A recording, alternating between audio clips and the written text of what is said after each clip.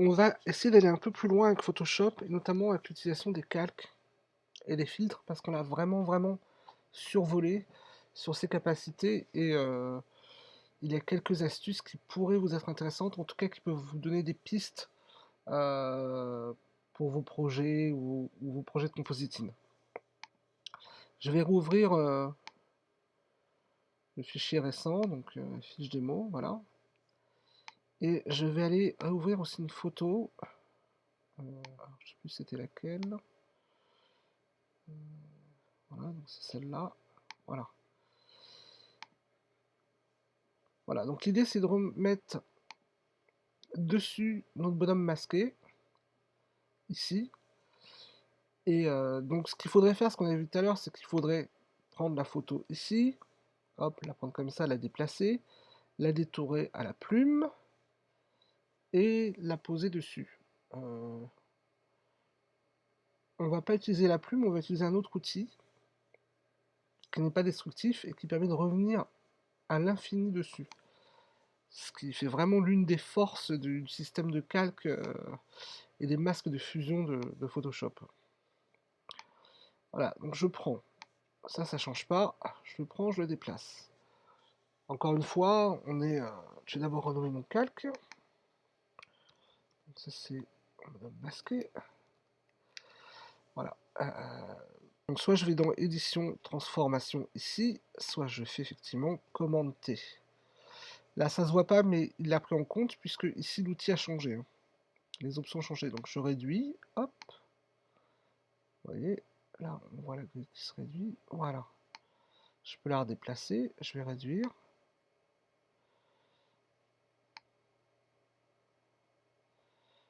Voilà, je vais positionner comme ça. Voilà, je pense que j'ai encore réduire, je refais commande T. Hop. Voilà. Alors ça, cette réduction, elle est destructrice, c'est-à-dire que si maintenant je veux réagrandir l'image, je fais commande T et je fais ça, je pars d'une image qui était plus petite, donc en l'agrandissant, je la détériore légèrement quand même, hein. Alors que quand je pars de grand vers petit, je ne la détériore pas. Donc si vous n'êtes pas sûr de la taille, laissez-la en grand format. Donc je reviens en arrière, donc je fais commande T, bon, ça annule, ça revient. J'appuie sur Z pour zoomer, j'appuie sur ma barre d'espace et je me repositionne. Je fais un petit zoom arrière, voilà. Je me repositionne. Alors, hop, je m'ajuste. L'idée, on a dit que c'était de détourer. Donc la baguette magique, ça va pas marcher, parce que ici il y a trop de détails, ça va se mélanger. La plume, c'est bien, ça va être long, mais c'est bien. Je vais utiliser une autre méthode. Je vais mettre ici, et là, ici, regardez ce bouton-là, je vais ajouter un masque de fusion. Je clique dessus, voilà. Et j'ai un masque de fusion qui apparaît ici. Ce masque, il est simple, il fait apparaître ce qui est blanc, il ne laisse pas apparaître ce qui est noir. Je m'explique. Ici, vous voyez, là, regardez, je sélectionne mon image. Mettons qu'au départ, j'ai du vert ici, du bleu. Quand je suis sur l'image, j'ai bien vert et bleu. Si je prends, hop, une pot de peinture, voilà, il met du vert et du bleu. J'annule. Maintenant, moi, je vais travailler sur le masque et pas sur le calque directement. Donc, je clique sur masque. Et regardez, les couleurs ici ont changé noir et blanc. Parce qu'on travaille qu'en noir et blanc. Je vais vous montrer, je prends un pinceau et je prends du noir. Alors, le pinceau, je le prends ici. J'ai une très grosse taille de pinceau et la dureté, elle est comme ça. Là. Je me mets là. Et quand je mets du noir, qu'est-ce qui se passe? Eh ben, mon image, elle disparaît. Tout ce qui est noir est masqué. Et regardez ici, ça se voit. Vous voyez? Avec un dégradé. Qu'est-ce que je vais faire? Je vais donc aller passer autour de mon bonhomme masqué. Ouh, et là je suis passé trop loin. Alors regardez, et c'est l'intérêt du masque, c'est que si je vais trop loin ici, je vais refaire, si par exemple je fais comme ça, je me rate, aïe, là ça va pas. C'est pas grave. J'appuie ici, le blanc passe au premier plan, et je remets du blanc. Et ce qui est blanc est visible. Alors, je vais changer la dureté pour bien passer tout près. Je remets du noir. Et je vais passer tout près à côté comme ça.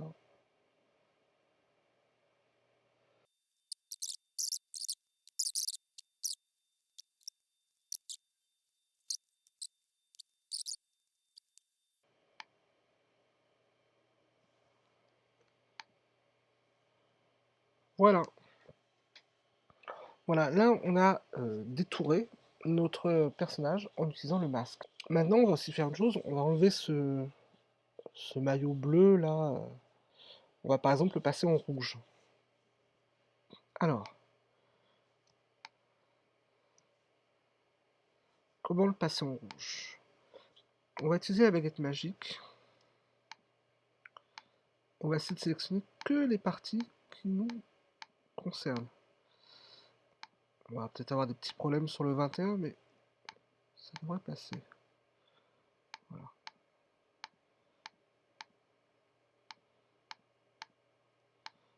J'appuie sur Shift hein, et je sélectionne mon maillot. Voilà, j'ai tout. Là, j'ai la partie intérieure qui n'est pas bien faite.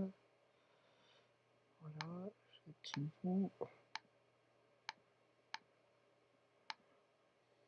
Donc le but, c'est de changer la couleur du maillot. Je vais utiliser les calques, comme tout à l'heure, de réglage, mais avec une sélection. Donc je clique ici, et je vais changer sur teinte saturation. Voilà, je m'assure que ça s'applique bien. Je vous rappelle en appuyant sur Alt sur l'image précédente. Oula, attendez. Hop. Voilà, je clique dessus.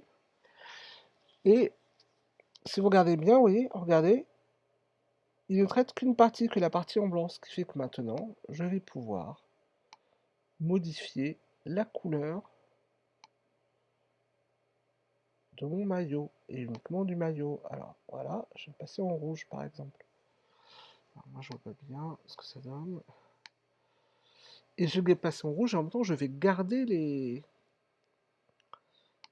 les ombres qu'on a. Je vais diminuer un peu la saturation, diminuer un peu la lumière. Voilà. Alors, je peux choisir d'autres couleurs. Hein.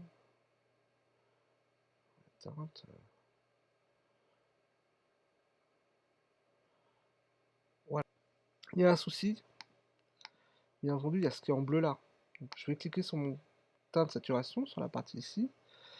Je vais prendre ma plume, je vais mettre en noir. Ah non, je vais mettre en blanc. Et je vais dire, cette partie-là, tu me la changes. Voilà. Il y a un peu de bleu là. Bon, après, le bleu là, je sais pas s'il se voit après. On est à 300% de zoom hein, quand même. Hein. Voilà.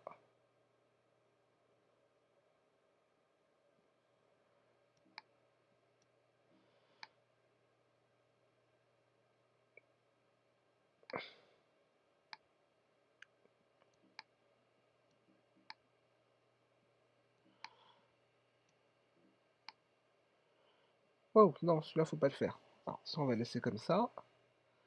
Par contre, celui-là, on va le supprimer ici. Donc, je passe sur mon masque de fusion. Et je supprime en fusion. Voilà, donc on pourrait donc effectivement comme ça changer les couleurs du masque, changer plein de petites choses. Euh, voilà, on va aussi en modifier quelque chose ici, là. Regardez sur ce drapeau, là. On avait ça, là, qui était pas très beau.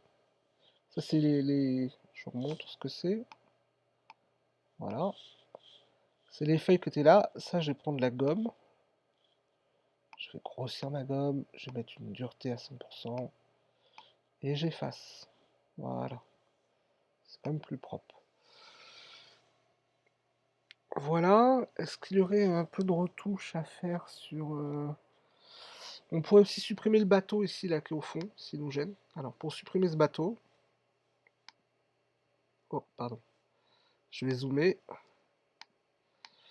dessus. Et alors, comment supprimer le bateau? En fait, on va pas supprimer le bateau. On va mettre de la couleur dessus. Donc, je suis sur gondole ici. Je crée un nouveau calque. Vide. Et en fait, l'idée, c'est de prendre de la mer ici et de le mettre dessus. Alors, évidemment, on peut faire comme ça, hein. On peut faire ça. Copier. Je fais une sélection de carré, je fais copier et je fais coller.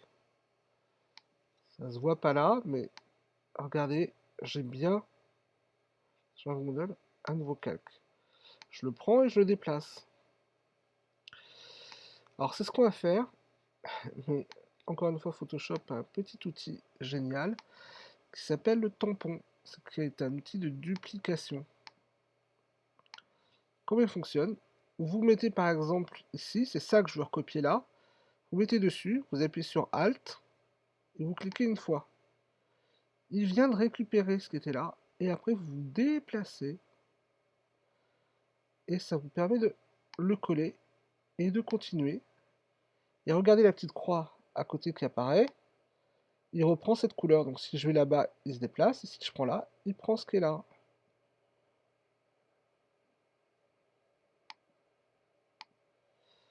Voilà. Voilà l'outil tampon. Donc vous pouvez imaginer comment il peut marcher si vous utilisez par exemple, si vous voulez par exemple enlever des grains de beauté, des taches sur la peau, sur le visage. Enfin, c'est vraiment un petit outil à maîtriser.